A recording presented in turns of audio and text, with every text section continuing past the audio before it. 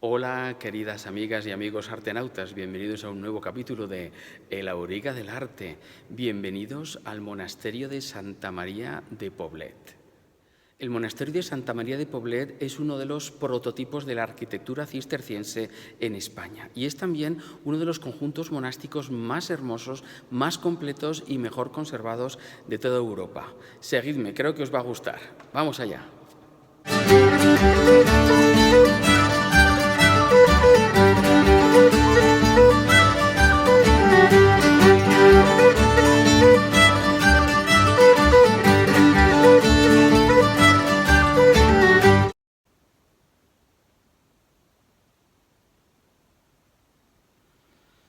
Oye, yo la verdad es que iba a grabar desde el exterior, pero ya que me permiten estar aquí dentro, en el interior de la iglesia, y hay un silencio y una paz absolutas, pues oye, mira, esta vez vamos a hacer incluso la introducción desde aquí, a ver qué tal el sonido, porque hay un eco y una reverberación tremendos.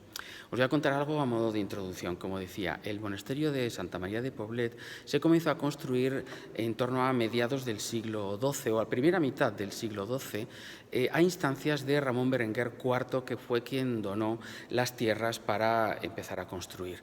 Ramón Berenguer IV era conde de Barcelona y se casó con Petronila, la hija del rey de Aragón, Ramiro II el Monje, el cual salió del monasterio solamente para dar a Aragón un heredero o, en este caso, heredera. Se casó con Inés de Poitou, tuvo a Petronila y con un año la casó con este Ramón Berenguer IV, convirtiéndose este último en heredero del trono de Aragón y, por tanto, fue el primer rey de la corona de Aragón, aunque tanto él como sus sucesores siguieron manteniendo los títulos por separado de conde de Barcelona y de rey de Aragón. Por cierto, que la boda se hizo cuando ya la niña tenía 14 años y, por tanto, estaba en edad de casarse. Pero las nupcias, es decir, el contrato nupcial, se estableció cuando la niña tenía tan solo un año. En estos terrenos, por tanto, cedidos o donados por Ramón Berenguer IV, se comenzó la construcción de este monasterio, que fue creciendo con sucesivas construcciones a lo largo de los siglos XIII, XIV, XV y XVI. Bueno, en realidad hasta el XVIII se siguieron haciendo cosas y fue uno de los monasterios más poderosos de toda España. Funcionaba a todos los efectos como un señorío feudal y el abad era prácticamente un señor feudal que tenía, como digo, poder en una extensión tremenda, con muchas donaciones y riquezas que fueron acumulando. Desde aquí se controlaba, por ejemplo, el monasterio de Piedra, en provincia de Zaragoza, y tuvo un poder increíble. Esto no era solamente un monasterio para la oración, como en un principio era, sino que se convirtió, como digo, en un feudo con muchas tierras a su cargo y con una verdadera explotación económica de grandísima riqueza. Tras este periodo de riqueza y de esplendor, poco a poco fue decayendo y en el siglo XIX, sobre todo con las desamortizaciones de Mendizábal, pues fue la ruina del monasterio, que cayó, como digo, en la ruina y en el olvido, hasta que en 1930 se empezó por fin su restauración. Y en 1940 ya pudieron volver unos monjes. No he dicho que los monjes originales eran de la abadía de Fontfroid en Francia, esto en los tiempos de Ramón Berenguer IV, pero luego en el siglo XX ya vinieron, creo que unos monjes italianos, de nuevo a poblar el monasterio. Actualmente sigue teniendo monjes de la Orden del Cister que se ocupan, pues, aparte de su oración, de la gestión de este monasterio, que, por cierto, actualmente es Patrimonio de la Humanidad declarado por la UNESCO, naturalmente.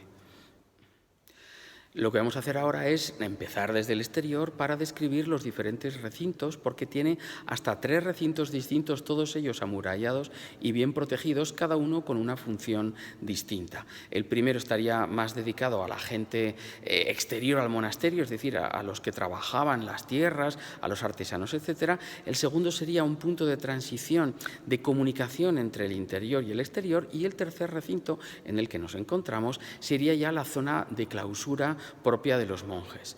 Vamos a hacer un recorrido por todos estos recintos. Se accede al primer recinto mediante esta puerta llamada Puerta de Prades, que tiene, como veis, un gran arco de medio punto con gigantescas dovelas, aunque luego la entrada tiene este arco rebajado, y en la parte superior, pues, una hornacina con la imagen de la Virgen, que es a quien está dedicado el monasterio. Aquí tenemos pues este primer recinto que es un poco posterior, ya del siglo XV, y estaba destinado al personal más externo del monasterio, es decir, aquí tendrían sus residencias los obreros, los artesanos, los labradores y los legos, es decir, personas que trabajaban aquí o que necesitaban vivir aquí pero que no eran propiamente los monjes. Y aquí encontramos ya otra segunda puerta que se llama Puerta Dorada, se llama así porque en el siglo XVI el rey Felipe II mandó dorar las chapas, el contrachapado que llevan las puertas y bueno, tiene un aspecto, como veis, muy macizo, muy recio, con ese arco de medio punto en piedra, con ese matacán y los escudos entre los cuales podemos ver el escudo de Aragón, y esta puerta se realizaría a finales del siglo XV, especialmente parece ser que se quiso terminar para la llegada aquí de los reyes católicos que hicieron una visita a finales del siglo XV, como digo, junto con sus hijos, algunos de los cuales, bueno, muchos de ellos acabarían siendo reyes o reinas, sobre todo Juana la Loca acabaría siendo brevemente reina de Castilla, después Catalina sería reina de Inglaterra, Isabel acabaría siendo reina de Portugal, en fin, fue una visita histórica y para ella se hizo esta puerta. Junto a la Puerta Dorada encontramos esta bella capilla, la capilla de San Jorge, que fue mandada a construir en 1442 por el rey de Aragón Alfonso V el Magnánimo para celebrar su victoria en la conquista de Nápoles. Tiene, como veis, unos gruesos contrafuertes y una sencilla portada de estilo gótico con arco de medio punto y por arriba arco conopial con pináculos y algunos escudos sostenidos por ángeles. Y en este segundo recinto, donde vemos todavía restos de antiguas edificaciones, podemos ver ya el tercero de los recintos, la tercera zona amurallada, donde puede verse aquí, en primer término, la fachada barroca de la iglesia. Una fachada que, bueno, no pega mucho, ya veis que es de estilo barroco y se hizo entre los siglos XVII y añadidos en el XVIII, con esas columnas salomónicas que veis ahí. Hay una portada adintelada y a los lados encontramos las esculturas que representan a San Benito y San Bernardo, respectivamente los fundadores de la Orden de los Benedictinos y de la Orden del Císter. En la parte superior una hornacina venerada con la Virgen y bueno, decoraciones varias. También vemos ahí al fondo el cimborrio que veremos después, y aquí en cambio a este lado encontramos la Puerta Real, una puerta imponente que recuerda mucho, los que la conozcan, a la Puerta de Serranos de Valencia.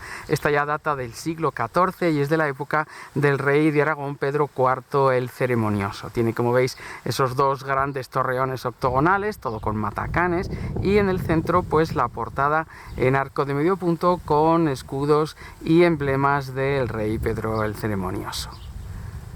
En realidad, si os fijáis, esta puerta tiene más el aspecto a la entrada a un castillo o fortaleza más que a un monasterio, pero bueno, en la época pues eran casi lo mismo. Como decía antes, es el centro de un gran señorío territorial, como si fuera un feudo, y por eso pues aquí le han puesto esta puerta con aspecto defensivo y militar casi. Y aquí tenemos la portada románica, muy desgastada porque antaño estaría a la intemperie, no como ahora, que nos da acceso al claustro.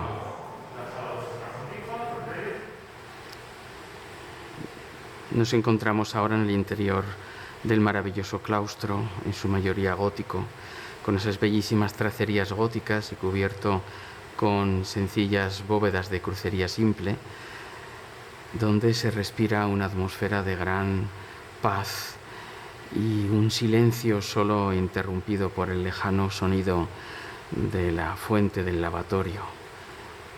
Todo aquí cumple su función e invita, claro, al recogimiento y a la oración.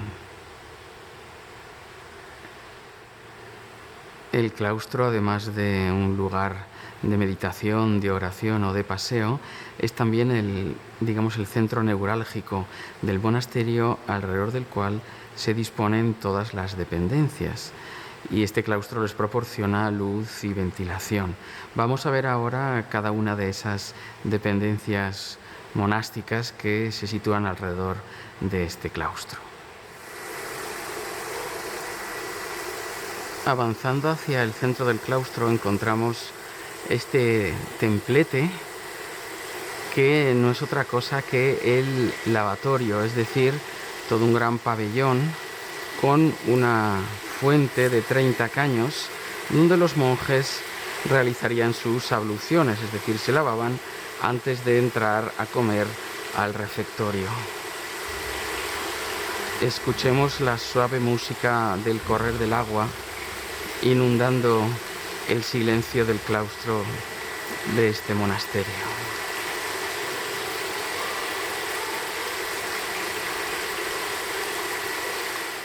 La primera de las salas que parten del claustro, que salen de él, es esta gran cocina donde se cocinaban todos los alimentos para los monjes. Fijaos qué enorme chimenea tenía y tiene, y todo ello se cubre con una gran bóveda de crucería simple.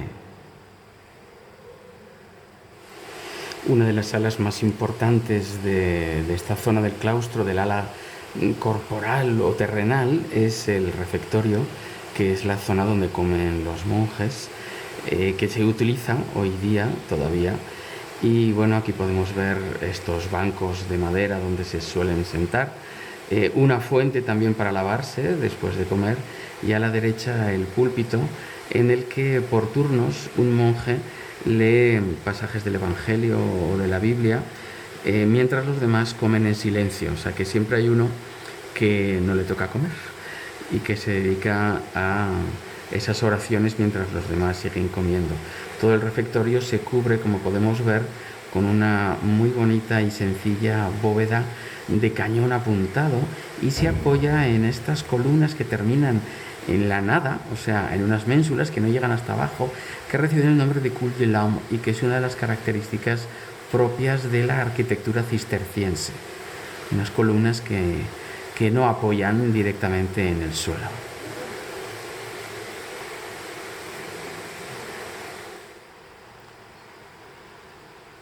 Esta sencillísima sala contigua al refectorio y que da por tanto también al claustro es el calefactor. Está cubierta, como veis, con bóveda de cañón ligeramente apuntada, igual que el refectorio, y sería la única sala en la que había un fuego permanentemente encendido. Aquí vemos una chimenea que no es la original se destruyó, y esta sala se emplearía, bueno, pues para muchas cosas, para que aquí permanecieran los monjes más ancianos o que estaban con salud más delicada, porque así no tenían tanto frío. Aquí también se elaboraban las tintas. Mira, por aquí se ve parte de la antigua chimenea, aquí donde iba la parte que va hacia arriba, ¿no?, de la chimenea.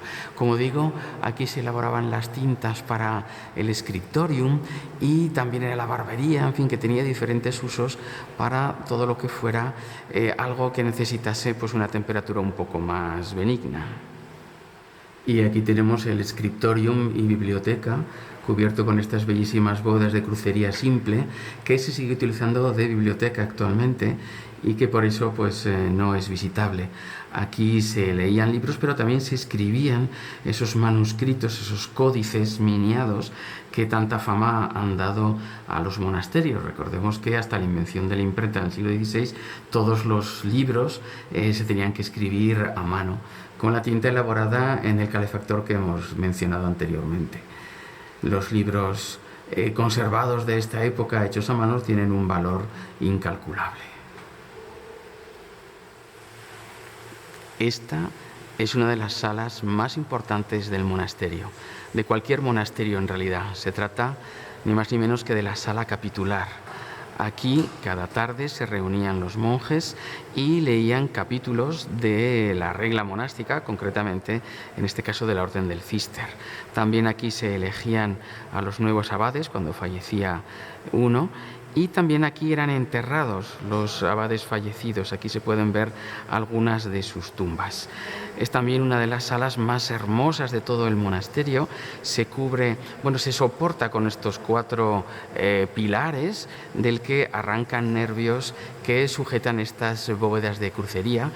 Son 4 pilares que soportan 9 bóvedas. y tienen toda su clave de bóveda, por supuesto. Algunas son curiosas, como esta de aquí, que tiene una mano indicando hacia el exterior de la sala, como diciendo que todo lo aprendido aquí debe cumplirse en el exterior y en todo el monasterio para siempre. Es también una de las salas más luminosas de todas y tiene, como decía, una grandísima belleza.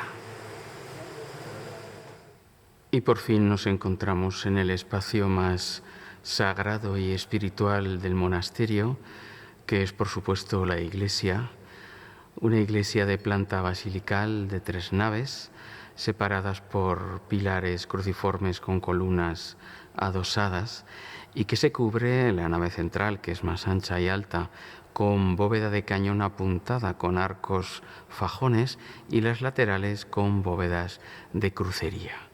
Lo que sorprende y destaca en esta iglesia es la profunda austeridad. Es una iglesia que está prácticamente desnuda de decoración.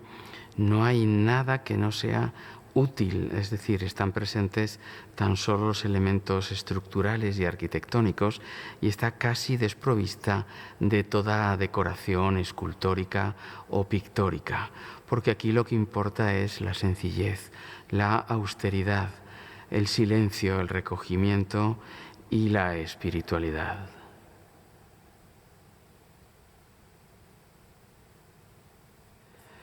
Esta austeridad queda interrumpida por esta serie de tumbas que conforman el Panteón Real. En el siglo XIV, el rey de Aragón, Pedro IV el Ceremonioso, decide convertir la iglesia del monasterio de Poblet en panteón de los reyes de Aragón y, por tanto, ordena la ejecución de esta serie de tumbas de estilo claramente gótico, que suponen la primera intromisión, digamos, de las artes figurativas, de la escultura, en esta sencillez de la iglesia.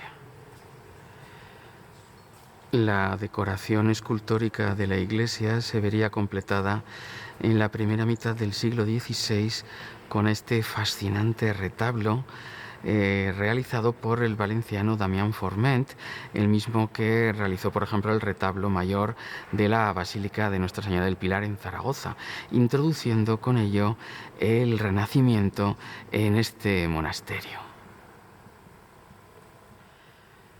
Aunque es cierto que no pega, digamos, el estilo renacentista con el estilo cisterciense del resto del monasterio, no podemos negar que se trata de un retablo de una increíble belleza. Está formado por, como podéis ver ahí, un sotabanco con grutescos, un banco con escenas de la Pasión de Jesús y luego 3 pisos. En el primero se puede ver la Virgen con el Niño rodeada de santos y de santas. En el segundo son escenas de la vida de la Virgen y en el centro lo que parece ser la ascensión de Jesús, y en la parte superior de nuevo la figura de Jesús elevado hacia los cielos con las figuras de los 12 apóstoles.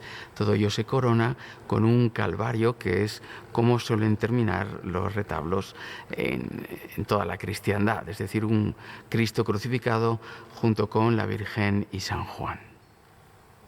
Aquí tenemos una de las naves laterales que se cubre, como decíamos, con bóvedas de crucería simple, con nervaduras y claves.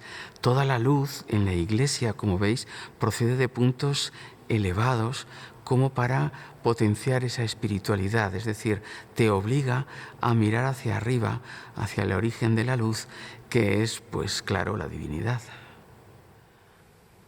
La iglesia dispone también, como suele ocurrir en las iglesias cistercienses, de una girola o deambulatorio, que es esta nave semicircular que rodea el presbiterio o altar mayor por detrás, y que se cubre con estas curiosas bóvedas de crucería de forma trapezoidal que se van adaptando a la curvatura del ábside. Por encima de las salas del claustro que hemos descrito anteriormente, refectorio, cocina, calefactorio, etc., encontramos esta enorme sala longitudinal cubierta con arcos apuntados que sujetan una techumbre de madera, que no es otra cosa que el gran dormitorio de los monjes. Una sala, que estaba precisamente sobre esas zonas para calentarse, porque recordemos que por aquí pasarían cerca las chimeneas, tanto de la cocina como del calefactorio. Estaba todo bien pensado. Y aquí tendríamos, por tanto, sin lugar a dudas, la sala más grande de todo el conjunto monástico.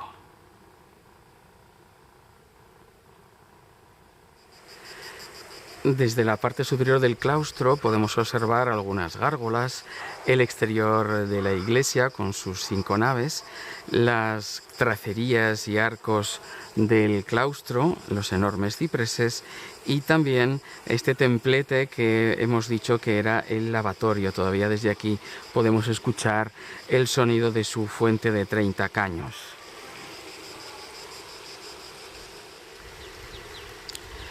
Y también desde este punto privilegiado sobre el claustro podemos ver los campanarios del monasterio. Este de la izquierda, que es una simple espadaña, para que los monjes sepan cuándo comenzar y terminar sus labores, y este mucho más espectacular, que es en realidad un cimborrio construido sobre el crucero de la iglesia, ya en puro estilo gótico, de planta octogonal, con gruesos contrafuertes, tracerías y gabletes. Bien, pues esto es todo desde el monasterio de Poblet, aquí envueltos en la paz y en el silencio. Si os ha gustado, ya sabéis, dadle a me gusta. Y por supuesto, si aún no lo habéis hecho, suscribiros al canal El Auriga del Arte. Hasta otro capítulo, amigos.